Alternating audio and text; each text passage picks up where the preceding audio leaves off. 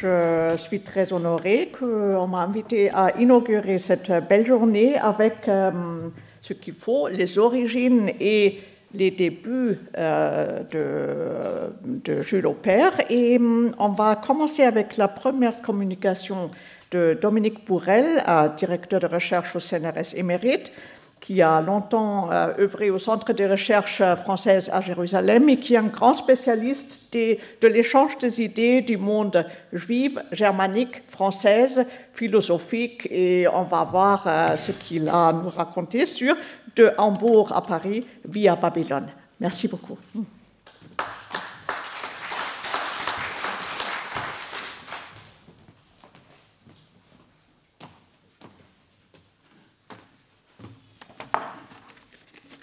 Monsieur l'administrateur général, mes chers collègues, chers amis, effectivement, de l'endroit d'où je viens, j'avais une pensée pour un grand tyrannologue qui a été en même temps un spécialiste des questions juives et qui était un épigraphiste et un archéologue, qui était Jean Perrot, qui a créé le Centre de recherche français de Jérusalem, que j'ai eu le plaisir de diriger il y a quelques années déjà, mais qui avait commencé en réalité sa carrière à Suse, et qui est une personne, effectivement, à qui, en tout cas des gens de ma génération, doivent beaucoup. Et merci beaucoup de m'avoir invité à parler d'un sujet que j'affectionne, comme vous l'avez dit, qui est la transmission des savoirs dans l'Europe moderne et contemporaine. J'ai eu l'occasion déjà, lors du colloque de Ernest Renan, sur Ernest Renan d'en parler, et dans le cas de Renan, j'avais examiné effectivement ses rapports avec les Juifs allemands. Pour le dire tout de suite, parce que je ne veux pas vous faire perdre votre temps après, ce qui m'intéresse, c'est la double mémoire qui opère dans la tête de ces savants. C'est une mémoire allemande et une mémoire juive, parfois plus ou moins allemande, plus ou moins juive, c'est un autre problème, et cette mémoire qui, bien évidemment, opère parmi les contemporains, c'est-à-dire les collègues qui le lisent, qui votent pour lui ou votent contre lui, qui écrivent parfois de manière un peu rageuse, et qui sont des choses qui m'ont toujours passionné. Julius Oppert, on le dit, que beaucoup d'entre vous connaissent d'ailleurs beaucoup mieux que moi, puisque ses publications vont du droit à l'histoire des religions, du sanskrit à l'hébreu, et il fait souvent peur aux historiens et aux interprètes. Heureusement, on a déjà maintenant pas mal d'études assez récentes, dont bien évidemment celle de notre hôte, Dominique Charpin, qui, dans son livre sur Ninive, a donné beaucoup de documents et beaucoup de ce qu'on sait sur Oppert. C'est un peu embêtant parce qu'effectivement, les problèmes avec Renan sont des problèmes qui se posent toujours avec les savants français. Et il y en a d'ailleurs dans la salle, qui écrivent souvent très bien. Et alors, les collègues qui viennent de Göttingen ou de Berlin ou de Uppsala sont parfois un peu agacés pour voir ce style flamboyant habité par l'au-delà. Je pense à Massignon, mais qui parfois simplement n'est pas toujours aussi précis qu'on le voudrait. Il y a un passage du Talmud, d'ailleurs tout à fait extraordinaire, qui dit que le Messie arrivera quand toutes les notes de bas de page, enfin il ne le dit pas comme ça le Talmud, hein, il dit quand tous les auteurs toutes les citations auront retrouvé les auteurs. Et alors Lévinas citait souvent ça pour se moquer un peu de nous qui étions des malades des notices, des notes de bas de page, etc. Et c'est un peu ce qu'on a à faire, parce que Renan l'a traité de demi-charlatan quand même. Donc c'est un peu délicat après quand vous vous croisez dans les couloirs. Même si vous l'avez rappelé, Oppert était quelqu'un de volcanique qui a eu effectivement des polémiques, par exemple avec Gobineau, avec Halévy. Enfin, on a l'impression comme ça, à chaque fois, régulièrement, on a l'impression que ça l'aide à penser. Et alors, vous retrouvez ça, par exemple, dans les textes de Bernard Assoulier. Alors, les textes convenus, les hommages après la mort de nos auteurs sont souvent très intéressants parce que l'ambiance s'est un peu calmée. J'ai appris à le connaître dans ces assemblées très vivantes où il sema plus d'une fois la tempête, se livrant comme partout et se trahissant tout en entier. Pour l'homme, sa figure était très mobile, sa personnalité très accusée. Ils sont restés très présents à l'esprit de tous. Sa manière d'être et de parler, ses bons et mauvais mots, l'imprévu de ses interruptions heureuses ou malheureuses, tout ce qui, dans sa démarche saccadée ou très affairée, lui avait valu une notoriété, presque une popularité, dont il avait le souci. Fin de citation. Alors vous trouvez à chaque fois des petites allusions absolument merveilleuses qui nous renseignent quand même un peu sur la psychologie de ces personnes. Né à Hambourg en 1825, il décède à Paris en 1905 lors d'un accident cardiaque, lors d'une séance d'ailleurs de l'Académie des inscriptions, dont il fut, on l'a rappelé, un membre éminent. Il est issu d'une famille juive, et cette fois-ci d'une famille juive de Hambourg, contrairement à Munch dont j'avais parlé, dont on a parlé aussi tout à l'heure. Munch, qui, en vous écoutant, je me suis aperçu, il faut faire attention, les épigraphistes, lui aussi était aveugle.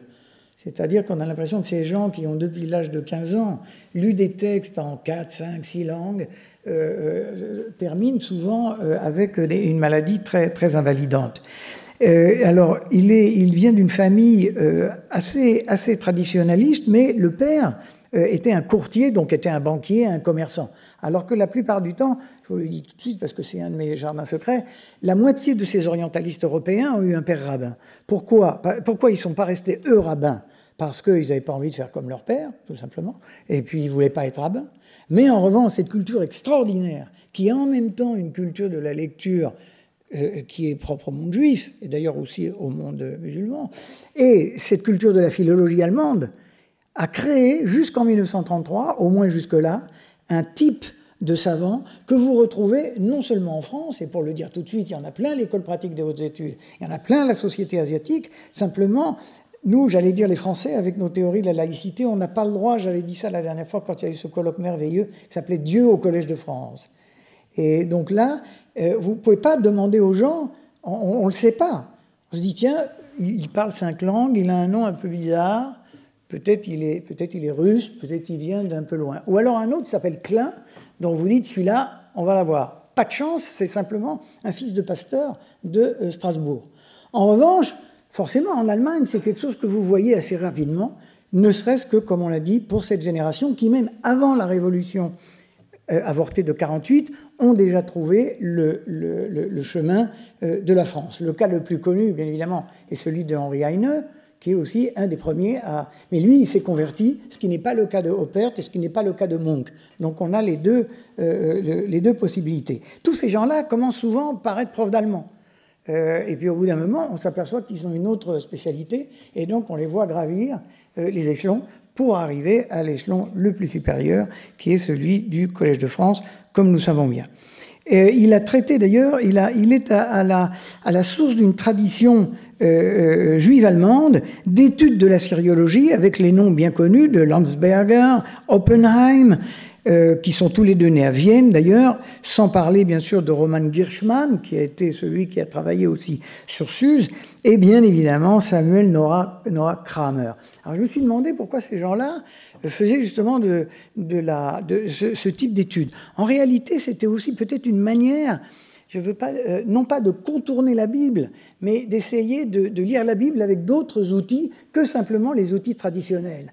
Et alors j'ai été très étonné, j'ai fait la même remarque que M. Romer, que les annales de philosophie chrétienne sont très preneuses de ce type de texte. Il y a 6 ou 7 professeurs au Collège de France qui enseignent, qui donnent régulièrement des articles, alors que d'habitude, ces gens-là se méfient, non seulement, même avant la querelle du modernisme, se méfient du Collège de France, de l'École pratique des hautes études, comme de la peste, puisque vous savez très bien que le Collège de France a été créé contre la Sorbonne, contre la théologie, pour enseigner précisément l'hébreu et d'autres langues, sans avoir la mainmise de la culture officielle.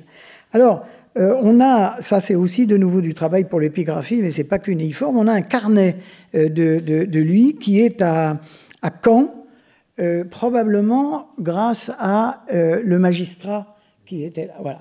Alors le problème, c'est que c'est pas... Mais même l'allemand peut être très difficile à lire, puisque c'est en ce qu'on appelle en Zutterlin, c'est une espèce de gothique comme ça, épouvantable à déchiffrer. Et heureusement, on a quelques collègues qui s'y sont collés, notamment mon ami Michel Espagne, qui a beaucoup travaillé sur toute cette classe de philologues ou de savants juifs allemands à Paris. Il y a un moment fascinant à étudier. Alors il se moque un peu de ce qu'il voit justement quand il va dans une synagogue traditionnelle. Donc c'est pour ça qu'on comprend pourquoi il n'a pas voulu prendre une carrière rabbinique. Quand il va à Francfort, il ne visite même pas le ghetto. Pour lui, il est agacé par ce qu'il voit dans les communautés traditionnelles. Il fait partie, d'ailleurs, je le dirais en conclusion, de ce nouveau judaïsme, de ce judaïsme réformé qui naît en Allemagne à ce moment-là et qui essaye de faire quelques améliorations, entre guillemets, et c'est là où ça commence, d'abord liturgique, ensuite théologique, ensuite philosophique, au corpus classique. Et donc c'est intéressant de voir qu'il est, avec ces trois cultures, plus quand même, je pensais, que vous l'avez dit, de la Wissenschaft des Judentum, cette science du judaïsme, c'était l'historicisation du judaïsme. C'est-à-dire ces jeunes juifs allemands, à partir des années 20, se sont mis à travailler comme des philologues et des historiens, c'est-à-dire à désacraliser la Bible. Alors, pas de manière directe comme ça et de manière éloquente, mais c'était ça qui était l'enjeu. C'est d'ailleurs la raison pour laquelle ça a été très vite attaqué. En règle générale, vous savez, ni les mollahs, ni les curés, ni les rabbins n'aiment les philologues, les philosophes et les gens qui sont en dehors de... C'est toujours la même histoire. C'est-à-dire, à chaque fois, on se dit, tiens, mais qu'est-ce qu'ils commencent à faire? Et puis, ça se termine la plupart du temps assez mal.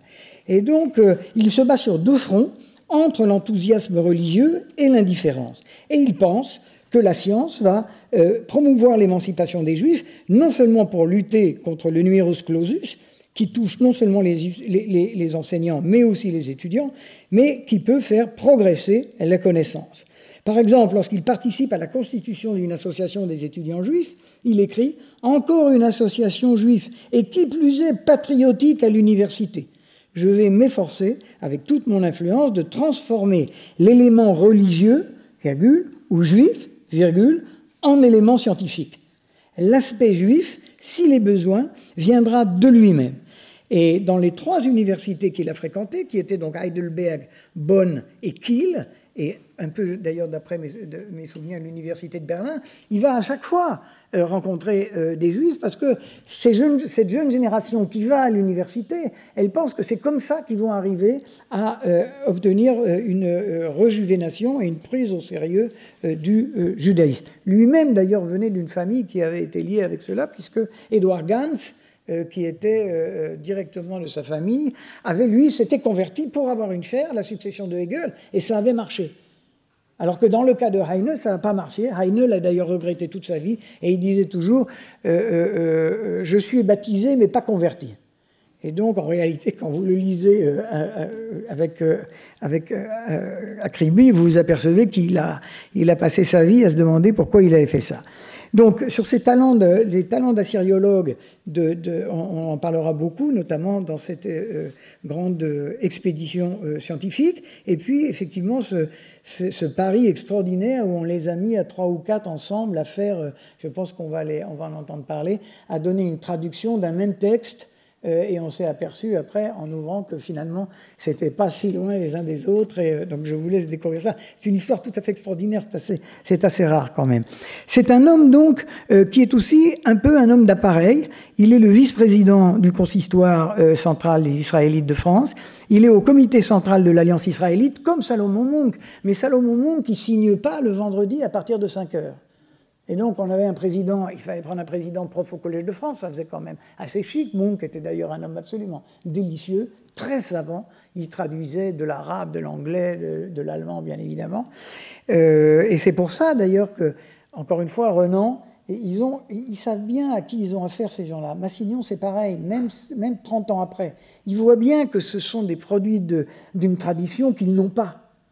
Et donc, il y a cette espèce d'admiration sans borne, puisqu'ils votent toujours pour ces gens-là. Et quand ils n'ont pas de chair pour eux, vous trouverez ça chez Renan, ils distribuent des légions d'honneur. Par exemple, pour ceux qui sont aux hautes études à la chaire de Talmud, il y en avait un qui était de nouveau, qui s'est présenté à chaque fois. Et d'ailleurs, quand on a réintégré Renan dans sa chaire, on a dit, bon, Renan, c'est pas, je vous le fais quand même un peu plus, de manière un peu plus joviale, c'est pas un très bon catholique, mais enfin, on va le reprendre parce que sinon, on n'aura que des juifs allemands. C'était d'Ehrenburg, ou le père, le fils. Alors, c'est à chaque fois la même histoire. Et comme vous savez, c'est pas seulement dans la philologie. Écoutez un peu de Offenbach, et donc, pas une seconde, on peut penser que le père était un banquier berlinois, tellement c'est parisien et tellement on est ça là-dedans. Donc ça, c'est une opération tout à fait extraordinaire et tout à fait fascinante à suivre.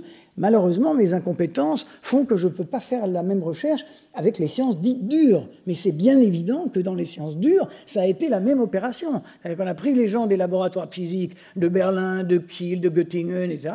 On les a fait venir à l'Institut Pasteur. Il y a un cas que je connais, en tout cas, on l'a laissé à la cave parce qu'il parlait tellement mal le français que donc il a commencé à apprendre le français dans la cave. Mais il était à la paillasse quand même. Et puis au moment où ça s'est un peu amélioré, hop, on l'a ressorti. Puis à ce moment-là, on dit, mais c'est un collègue allemand. On a oublié qu'il était juif, ou lui a oublié.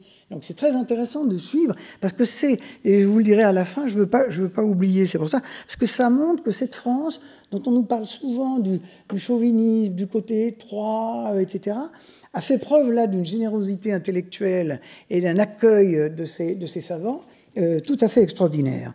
Alors, juste un mot sur cet article, justement, sur Renan et Oppert, c'est évident, parce que cet article qu'il a écrit, il tenait quand même à le faire lui-même.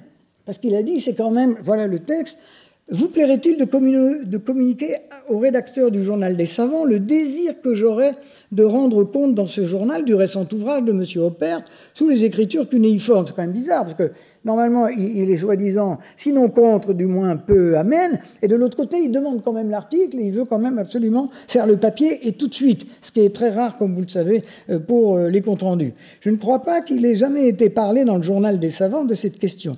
L'examen de ces écrits m'occupant depuis longtemps, il me serait possible de remettre mon article dans un très court délai à la commission du journal. Le rédacteur en chef a dû se féliciter, là, en disant quand même, pour une fois, ce qu'il fit, surtout sur le tome 2 de l'expédition, on en parlera bien évidemment tout à l'heure. Est-ce que Renan avait peur de la présence de quelqu'un comme ça? Cette fois-ci, je parle bien sûr de Oppert, comme il avait redouté un peu la venue de Munch. Donc, vous voyez, il y a quand même toujours, peut-être pas de la concurrence, parce que la concurrence, elle était peut-être avec Scheele, où là, j'espère qu'on va les entendre tout à l'heure, il y a des choses absolument extraordinaires, où on dit que le Collège de France va devenir un couvent de dominicains, enfin, vous trouverez ça dans le livre de Dominique Charpin, c'est absolument saisissant. Oppert, donc, et c'est un de ses intérêts, il est au confluent de trois mouvements. Celui, donc, des Lumières juives, de la Haskalah, qui a été inauguré par Moïse Mendelssohn, qui est donc le grand-père de Félix, qui est le moment où ces gens-là vont entrer à l'université, vont apprendre le latin, et vont être lecteurs d'hébreu. On voit le cas de Heuschel à Königsberg, où Kant lui-même fait une recommandation, disant on a quand même besoin d'un lecteur d'hébreu, et alors on va prendre un juif. Ce qui, à l'époque, était bien évidemment, surtout dans une université strictement luthérienne comme celle de Königsberg, était quelque chose de tout à fait bizarre. Cette deuxième culture, c'est celle, je l'ai dit, de la science du judaïsme qui vise à historiciser le patrimoine intellectuel juif, notamment par la philologie, c'est-à-dire de dire, vous voyez bien, cette Bible, elle est quand même en grande partie, c'est aujourd'hui une trivialité de dire ça, mais elle est aujourd'hui en grande partie une création des Juifs. Et même ce que vous appelez l'Ancien Testament. L'un de mes maîtres, Emmanuel Lévinas, dit toujours il ne faut pas utiliser ce terme d'Ancien Testament parce que ce n'est pas un testament et il n'est pas ancien. C'est ce qui est d'ailleurs assez intéressant quand même. Et la troisième culture donc, qui m'a intéressé, c'est ce judaïsme réformé, qui d'ailleurs n'était pas du tout en cours en France, ou beaucoup moins, alors que c'était une grande partie du judaïsme qu'on a retrouvé en Allemagne. Et donc, lui-même, quand il a eu à parler dans les universités qu'il a fréquentées avec ces jeunes juifs qui très vite l'ont entouré, effectivement, comme pour Munch, les gens avaient une admiration sans borne et puis avaient un côté heureux, quoi, en disant ben, c'est un de chez nous, quoi. On voit bien qu'on n'est pas tous des schnorreurs, des gens bouclés à cafetan qui sont dans des coins d'université.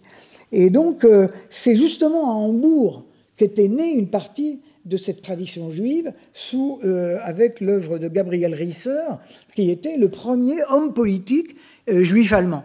D'ailleurs, sans s'être converti, donc, et qui a bataillé dans les différentes instances. Donc ça, c'était une des cultures de Julius Oppert. À ce moment-là, il y a justement à Braunschweig un congrès en 1844, et puis ce judaïsme réformé est fondé à Berlin, ou encore une fois, cette tradition de Hambourg, sur laquelle je voudrais donner encore une petite note. Hambourg, c'est une ville de commerçants. Altona, Wandsberg, la communauté est d'ailleurs une communauté triple, parce qu'on pouvait profiter d'une sorte de tolérance, puisque Altona, qui est un quartier, qui était un petit village, une ville à côté de Hambourg, était sous la domination danoise. Donc le but du jeu, quand vous étiez un peu trop mal en cours avec les pasteurs de Hambourg, et c'est arrivé très souvent, souvenez-vous au XVIIIe siècle, le cas de Lessing et de tant d'autres, à ce moment-là, vous faisiez publier vos livres à Altona, c'est-à-dire la rue d'à côté, sous la protection, avec une recommandation des Danois. Et donc, on voit bien que cette tradition de tolérance était aussi quelque chose que Oppert avait, dans laquelle Oppert avait vécu, même s'il est parti très tôt, effectivement. Après, comme vous savez, il a continué de garder ses contacts avec sa ville natale, et donc là, il a pu en profiter. L'autre cas, c'est d'ailleurs Francfort. Francfort, c'est aussi une ville de commerçants, c'est aussi une ville où les universités sont très récentes, mais du coup, c'est une ville où, par le système des fondations, ça s'appelait Stiftungsuniversität, on avait des chaires un tout petit peu plus osées qu'à Berlin ou à Göttingen ou à Tübingen, où alors là, c'était la plupart du temps extrêmement conservateur. Et l'idée d'avoir une autre science, l'idée en plus de nommer un juif qui fasse une nouvelle science, il écrit bien dans sa présentation au Collège de France, on voit ça dans les archives ici, il sait très bien que c'est une nouvelle science, quoi. Donc c'est quand même très intéressant de voir comment il avait formulé sa demande. Alors, donc, en conclusion, je voulais justement vous signaler ce qu'on ne voit pas assez, ce qu'on ne signale pas assez, cette générosité intellectuelle de certaines institutions françaises. J'ai surtout été intéressé à la Société asiatique, par exemple. La Société asiatique, qui a été fondée d'ailleurs aussi sous l'entremise d'un des frères Humboldt, et qui a pendant très longtemps a eu comme grande personnalité Moll. Et Moll, qui vient, lui, de Tübingen, et qui est un Allemand qui fait les rapports annuels. En plus, ce sont des gens... c'est pas comme les Français, de toute façon, des gens sérieux, ils font les rapports quand on les demande, on leur demande de faire des choses impossibles. 30 ans d'assyriologie en France, donc les types s'assoient, s'y collent, et le font comme ça, ganz brave. Et alors les Français, c'est assez rare, j'exagère un peu évidemment, mais c'est assez rare que les Français arrivent à faire ça. Donc à l'école pratique de hautes études, et donc dans d'autres endroits, par exemple, on a eu un colloque qui est publié, l'école normale supérieure et l'Allemagne. C'est publié par mon ami Michel Espagne, et c'est aussi très intéressant parce qu'on pense qu'à l'école normale supérieure, c'est vraiment le centre du centre, c'est Rome, c'est le Sinaï, c'est vraiment... Puis tout d'un coup, vous regardez le nom, par exemple, des profs de grec qui viennent parfois directement de Berlin. Pour le grec, pas pour les neurosciences ou quelque chose comme ça, pour vraiment ce qui est le plus fondamental et ce qui assure, si je puis dire, la transmission. Donc à la fin, on a plutôt une impression positive, même si parfois il y a des imitations de son accent allemand qu'il avait manifestement eu du mal à abandonner, et comme d'autres, même si parfois on a l'impression d'un côté un peu rugueux de ces transferts culturels. Ce qui est important, c'est qu'ils ont existé, et je pense que cette faculté et cette facilité d'accueil restent, comme vous le savez, d'une brûlante actualité. Je vous remercie de votre attention.